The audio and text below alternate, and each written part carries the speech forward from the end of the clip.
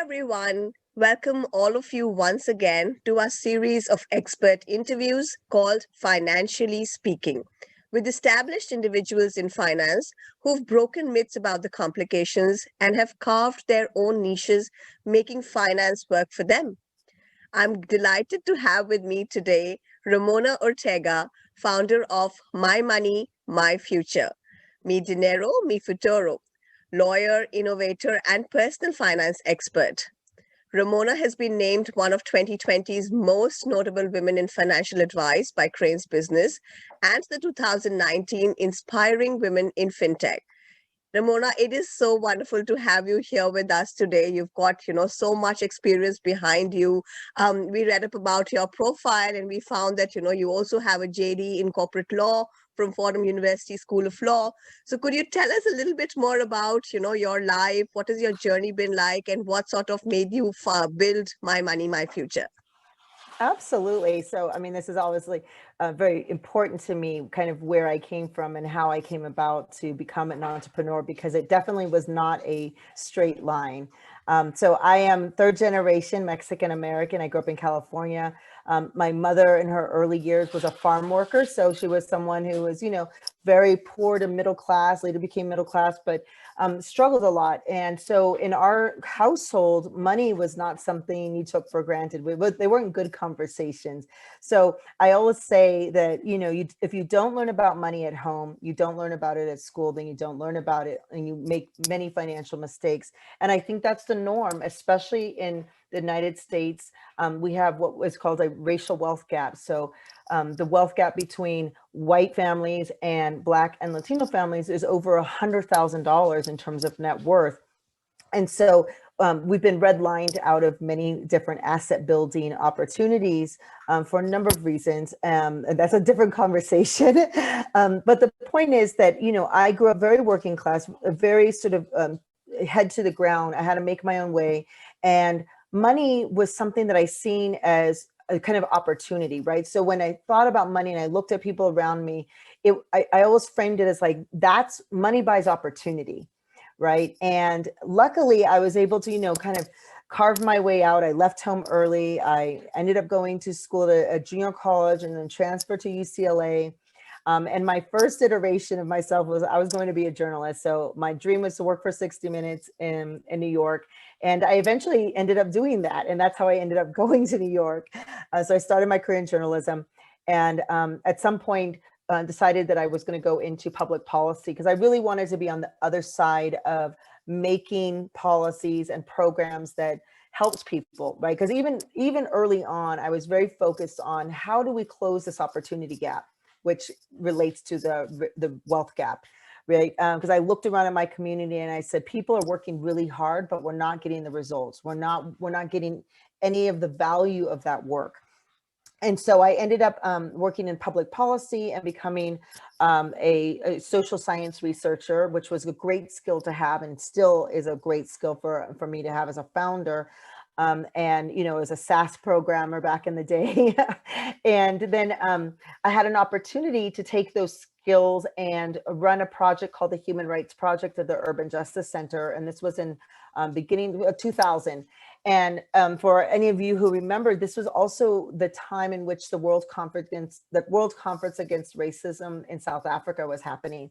And it was the first time that the US government was going to get reviewed by the Committee on CERD. And it's actually one of the few conventions that the United States is party to. And so here I am at this great crux of opportunity where I was leading an organization that was going to submit the first shadow report to the UN on sort of essentially what was the state of racial affairs in the US. And so I took that opportunity to gather over 100 nonprofits and non-governmental organizations. We submitted that shadow report. We advocated on behalf of folks in Geneva. And then I was a delegate to the World Conference Against Racism in South Africa, and focusing very specifically on economic, social, and cultural rights. And so that was, nice. And then I ended up spending over, really 7 to 8 years in that space. We came home and we took a lot of findings from our work abroad. I mean, we're doing great work with organizations all over the world, including India. We were at the World Social Forum in India back in, I can't remember, it's like maybe early 2000s. We were in Belfast, we were in Brazil. So just a lot of really great progressive work focused on economic, social, and cultural rights. Brought that back to the US and then worked on a piece of legislation in New York City to hold the government of New York accountable for disparate impact and things like benefits, social benefits. And so that was great work. And I remember there was a point in my career, I was in Geneva at the Financing for Development conference. And there was essentially a bunch of, white men, lawyers, finance guys talking about sort of, how they were going to finance like water rights type things. And I just thought, we need to be on the other side of this table as well. As progressives, women, folks who come from communities that are affected, we need to understand finance. We need to understand how these decisions are made so that we can be better solution makers. And so I decided at that point to go to law school. I was a single mom. I, had a 6-year-old at the time. And so it was a big jump for me. I mean, I was in my early 30s. And so it was a big career move. And I decided to focus specifically on corporate law. And I made that transition. And because I was so focused on finance, I made the best of my time while I was there. My first year, I was an intern clerk with the chief judge in bankruptcy in the Southern District, which in New York and in the US is a big deal. It's basically where all the corporate restructurings happen. So GM, Chrysler, Bear Stearns all went to his courtroom. And so I've got to work on those cases, and then ended up working at the SEC in asset management as Dodd-Frank was being rolled out. So this was right after the housing crisis. And ended up doing securities litigation. And just so happens, the firm that I worked at, it was a class action securities litigation firm. And we worked on Madoff. So that was my first huge case. And pretty much it took a lot of my time for almost 2.5 years, worked on the Madoff case. So we actually were part of a team that successfully sued JP Morgan Chase on behalf of investors for that, and then worked on the MF Global case, which was a big case in the US where John Corzine headed up the treating house. So I just got this a great experience in what we call capital markets, right? I mean, I was on the inside in bankruptcy, in the SEC and litigation, and really understood how kind of big money is managed, how rich people keep their money, how capital markets work, from everything from the formation to the end in bankruptcy. And I started looking around and saying, okay, who is servicing this market of an emerging market in the US of young, diverse millennials, right? So Black, Latino, immigrant, like who's talking to all of us about money? And this was at the time when fintech was exploding, right? Financial tech services, the unbundling of the bank. And I didn't see any companies that were specifically focused on this market, because obviously I'm, at that point, I'm like, I know something about money, I understand the markets, but I still wanted somebody to understand my situation culturally, understand my values, my financial behaviors. They're very different than someone who was brought up with money. And so I didn't find that in the market. And at that time, LearnVest, which has already been acquired and it was a success, they had raised like $90 million. And I just did a cost benefit analysis. And I was like, okay, so I can stay here and work all my life and then be very happy. Obviously, it was a big deal to even be a lawyer and be a securities attorney. But there's such an opportunity out there. I mean, if you raise 90 million, you sell your company, and she ended up selling that company for 250 million. That's just money. That's incredible amount of money. And the more I looked, the less I seen of people that looked like me in technology. And that also was disturbing, because what is happening right now is the technology gold rush. Just like you had the gold rush back in the early turn of the century, technology is the new gold rush, and we are not there. We being women, people of color, immigrants, especially Latino immigrants, which by the way, make up half the population in the state of California, and yet are not represented in the tech revolution that's happening. And so that's problematic. And so I said, you know what, if not me, whom? Right? I have this incredible experience as an organizer, as someone who understands human rights, understands this issue passionately, and now has this experience in the capital markets. I have to do something. And so I took that leap. I started the company, and the idea was always to bring quality financial advice to the masses, right? How, if someone was to sit down with me 20 years ago, what would they have told me? And that's what I want to digitize to make accessible to everyone. Let's give people a plan. Let's help them cut through the jargon of finance, not be intimidated by it, and to really understand how to plan it and map it out so that you can benefit from the wealth that you're bringing into this country. That is phenomenal, Ramona. I think, that is such a rich experience. And I'm so glad that you started My Money, My Future, because as someone who's been in New York, I sort of understand that gap in technology in terms of like representing people of color. And of course, the first time I was referred to as someone who was of color, it was a little bit of a surprise, because you don't really come from that space, because here things are very different. But yeah, I sort of said, for a minute it felt a little bit weird, but then, I sort of said, let me use this as a tool to empower, the people around me. And that's how, we started the Finlit project.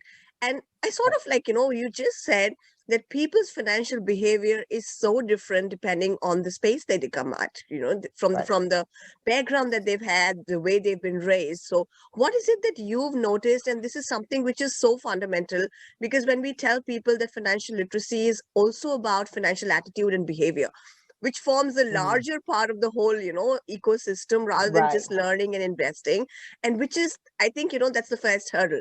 So how is it that in shaping up My Money, My Future, what are some of those key challenges that you've noticed people face? And what are some of those few tips, like, of the book tips that you sort of suggest people to get on with their financial literacy journey? Yeah, absolutely. So when we explain our company, for example, to investors, we're always talking about the emerging market in the US. Anybody that's looked at the demographics knows that by 2040, the US is going to be minority majority, right? And there are commonalities and amongst people of color. And granted, there's different sort of experiences and histories, but overall, there is a sense of community as people of color in the US that in some ways is bound together by sort of lack of opportunity. Like we understand that we're not necessarily represented. We understand that we're not doing as well financially, right? So I think those are things that bind us around a common mission. And so when we talk about how we approach finance for communities of color, but particularly millennials, I think there's a couple of assumptions that we make, and these are the assumptions that other companies don't take into consideration, is that our value sets, and I think this is true amongst most immigrant communities, is that wealth building is not just about you, it's about your family. So we talk about it in the context of family and community. Right? Because when we think about that, it's not just about me being rich. It's about, okay, me being rich because I want to take care of my family. I want financial security. I want my community to feel good. I want to be a philanthropist, right? So family and community are core to your value system. So that's one. Two, when you think about just even strategically how retirement works in the US, I would say that most white families think about retirement and they're like, okay, I'm going to take care of myself so I don't become a burden to my children. So that's really different, because for most immigrant families, and even those like myself, where I'm not an immigrant necessarily, but obviously I come from an immigrant family, you're not a burden. We don't think about our family as a burden. Right. So when I always tease Latinos, I was like, when you're Latino, like the idea is that your parents help you go to school and put you through school so that you take care of them when they're older. So that's the retirement plan, is that you're going to take care of them. And Yeah, it's the it's same here in true. India. Exactly. Well, that's what I'm saying. In almost every other country. And so when you think about immigrants in the US, right, I mean, they're coming from Latin America, they're coming from India, they're coming from places that that almost have the same ideals around family. And so when you think about how you save for money or how you invest, that's a really different conversation. Estate planning is a different conversation. And so that's something that we incorporate. We also recognize that as families and communities that haven't necessarily trusted financial institutions for a lot of very good reasons, there's a big trust issue, right? And so that's something that we, take head on, right? Is that, look, we get it. There's people out there who are trying to steal your money and take your money and they'll rip you off. We are not one of them. And here's why, right? So I think bridging that gap is really important. To be a trusted advisor in the space is really important, because I'm not someone from outside the community. I am inside the community. I am the community. And so I think that in and of itself is kind of gold when it comes to like the marketing and being able to build trusted relationships. And then I think the other thing is understanding the nuances inside families. And I think only if you're in them can you understand them. I mean, I can give you a couple of examples, in particular for like Latino communities. We always joke when we talk about credit and managing your credit and taking care of it. I tell young women, it's like, do not be co-signing a loan for a car for your boyfriend, right? That's a financial responsibility. But it's something, again, because I know us, right? Or Latinos, for example, and a lot of immigrants in the US will do this too. They don't like debt. Like debt's a bad thing. The problem is that debt's not always a bad thing. Debt has to be managed. There are certain kinds of debts that are bad. But debt in and of itself is not bad. Most business owners have debt, and that's how you leverage, right? It's leverage, not debt. And so, we'll see people, for example, buy a car with cash. It's a terrible, terrible decision to do. It's a depreciating asset. You're using all that cash that could be put in the market to make money rather than putting it in a depreciable asset. I mean, those are very fine nuances, right? And that's what I'm talking about, though, when we're out there trying to build a company that speaks directly to a market. And I think that's what's different about what we do. And there's no amount of money that the JP Morgan Chases of the world can spend to do that authentically, right? And that's the key, is that authenticity is really the new currency in marketing. Wow, that is so true, Ramona. I sort of resonated with it at multiple levels, and I so agree. Yeah, that is just that some perception of money that people have, and sometimes it's so challenging for them, for that whole perception to change, and for them to tell, and sometimes it's because of trust. It's also because of the Right. trust. If you tell them you put money back into the system, invest, because a lot of people think that it's bad, and then it Right. takes for here. That's a huge challenge I face here in India, telling people that investing in the market is something which is good, because for such a long period it's been conceived as gambling. So that is Yes. something, yeah, yes, and I sort of agree with, and I thank you for putting that across. Another aspect which I've noticed has touched base upon most recently, because of course because of the pandemic, is this idea of financial fragility, where people have Yes. started feeling vulnerable because a lot of them have lost jobs. They're trying to earn money on the side, but things are not going really, really well for them. So what are your thoughts on, how can we incorporate some of the lessons that we learned recently? Because you would agree that markets keep, things keep going up and down, and this cycle sort of reappears every, decade or so. So what are some Right. of those key lessons from financial fragility that you've sort of, learned in your elite career? And how can we incorporate them into building a more sustainable next generation, which is sort of a little bit more financially secure? So I have a 6-year-old, what is it that we can give them so that they're a little bit more secure in terms of the next 20 years? Right. Well, it's interesting. So this question, I think, is a nice entry point into your last question. My favorite books are people that I follow. I'm a big fan of Nassim Taleb, who wrote Black Swan and also wrote Anti-Fragile. I Yeah, mean, I'm a yeah. huge fangirl. Randomness. I'm a huge fangirl. But I literally walk around with the Anti-Fragile book as almost like a sort of a theoretical Bible, right?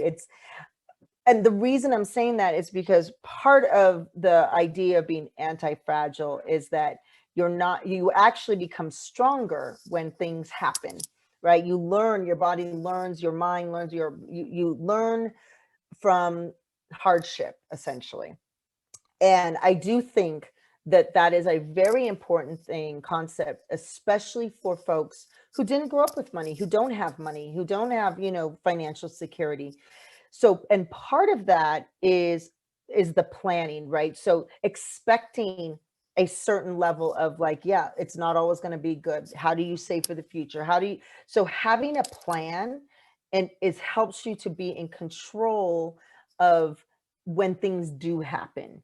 And so I have another little quote that I always talk about how insurance, as much as I'm, like, look, insurance is one of those really seedy products oftentimes, but good insurance used in the right way, it allows for an emergency not to become a crisis, right?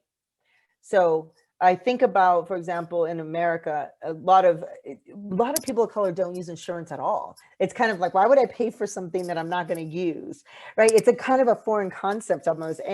But I always tell people, like, that's the thing. If you can't afford to buy everything in your house, if something happens and it burns down, then you need insurance, because otherwise that emergency becomes a crisis because now you have nothing, versus spending $5-10 a month.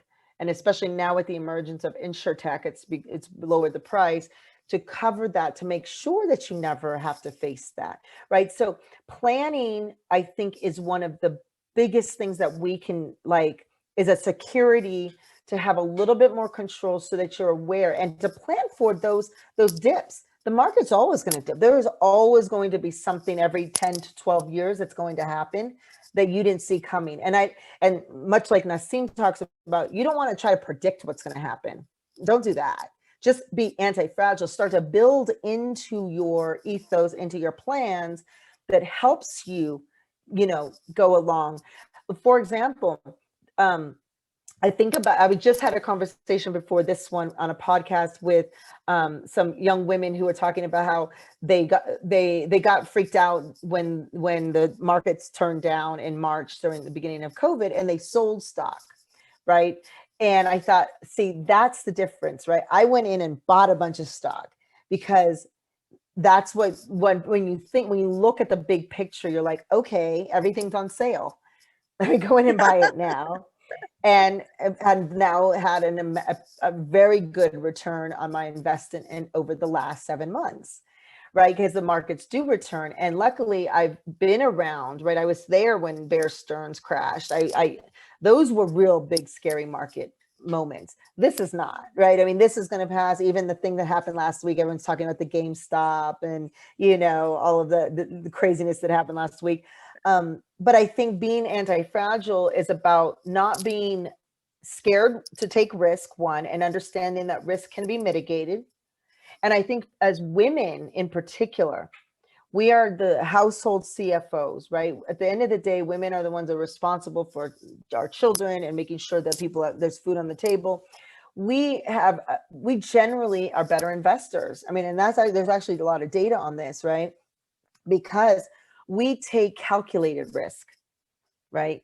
What happened last week were two boy groups fighting each other on a playground, right? Right. We would, I mean, yeah, there was no reason for it. It was no rhyme or reason for it. But I think that's how we should be approaching our future generations. Like now, just teaching them about money earlier, talking about money. Money should be just as important as anything else in our lives, right? And because and this is a really important point, is that money is a means to an end. Money is not the end. Not the end. It's Yeah. a means to an end. And so everyone and this comes back to that, your money personality. What is your end game? What do you want? Do you want to live a bling lifestyle? Do you want to just have financial security? Do you want to have a business? Do you want freedom? Right? Those are all possible with money if you play your cards right and you do the right things to plan that kind of lifestyle out. And I think the more you understand it at an earlier age, like what is it that's going to make you happy? Because at some point, money plateaus, right? I mean, you can, I think there is a number of like $500,000. And at that point, you kind of buy everything you really want. And no, there's no additional amount of money that makes you happier. Right. And I'm not saying that you shouldn't go out and if you want to build a huge business, that's great, obviously. But the means to an end, I know that like I have a number. It's like, look, if I don't go past that number, that's fine. This is what I really want in life. Right. And then, so, okay, so then how do I plan my financial resources and strategies to accomplish that? Thank you for putting that, Ramona, because there's just these are so many times when I tell people, and of course we talk to them about planning and filling in their goals, building a goal sheet. And that is such an underrated exercise. Sometimes you have to keep telling people, please do it, because it's really going to help you have a vision. It's just about, determining a vision and how much do you need to set it aside. So in the beginning, you might feel that, that you're saving enough and it's going to be enough for all the goals. But once you put, pen and paper to it, or today, like, Excel sheets to it, you realize, and that's how I realized, because I agree. Here in India, insurance is sort of thought as an investment. People put away money in insurance thinking it's an investment. And when tragedy struck us and we calculated, it was coming to some 2% return. So it was like stark. And the minute you sort of say, oh my God, I've been doing this wrong all this while. So thank you for putting that across. You already touched base on anti-fragility. And that is, I love Nassim Nicholas Taleb and Fooled by Randomness too. It's just such an amazing concept. But just one parting thought or some inspirational movie or book that sort of continues to inspire you as a parting thought, Ramona, please. Oh God, let's see. I don't get to watch as many movies as I want these days. I'm trying to think. Oh God, I mean, besides Nassim, I think he's the only one I really read all the time. Oh, no problem. So let's stick with Nassim Nicholas Taleb for this one. He's the just anti-fragile. Yeah, it's the such a anti-fragile one is revolutionary. really good. Yeah, and yet very simple, very fundamental, but so powerful. So I think that is such a beautiful concept. And thank you so much for lighting that up for us. I think, I'm going to Yes. put the link to anti-fragility over here. It's just amazing. Awesome. And of course, the link to My Money, My Future. Thank you so much, Please. Ramona, for your time. Thank you. I'm just like so excited to have an opportunity to speak to you. And thank you so much for your time. Absolutely. Thank you. And look forward to future collaborations. Absolutely. Thank you so much.